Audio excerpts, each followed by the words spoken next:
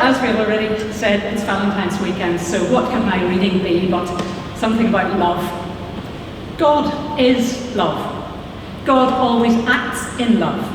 And as we read in the Message translation of John 3, this is how much God loved us. He gave us his Son, his one and only Son. And he didn't go to the trouble of sending his Son merely to point an accusing finger at us, telling us how bad we were.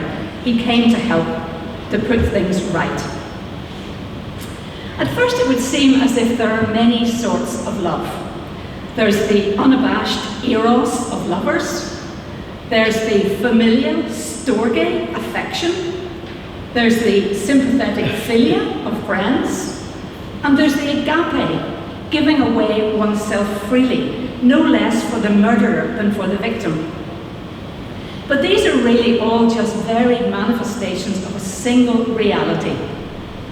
To lose yourself in another's arms, or in another's company, or in suffering for those who suffer, including the ones who inflict suffering on you. All these ways of losing yourself are to find yourself, because that's what love's all about. It's about making yourself vulnerable.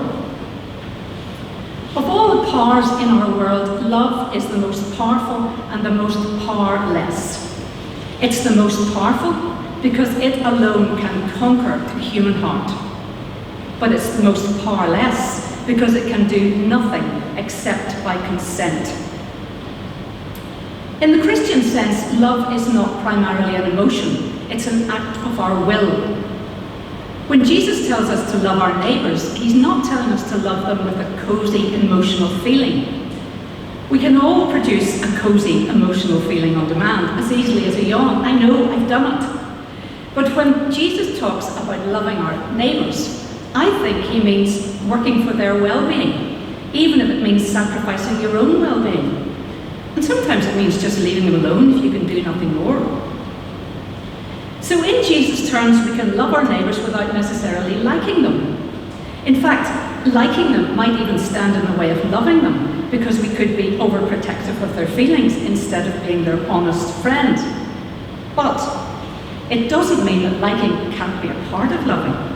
Sometimes liking follows on the heels of loving, because it's very hard to work for someone's well-being without, in the end, getting to like them too.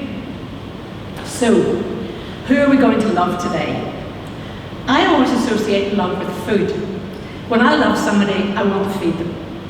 And there are lots of lovely treats at the back of the church today, and I hope we can all stay and love each other with some food.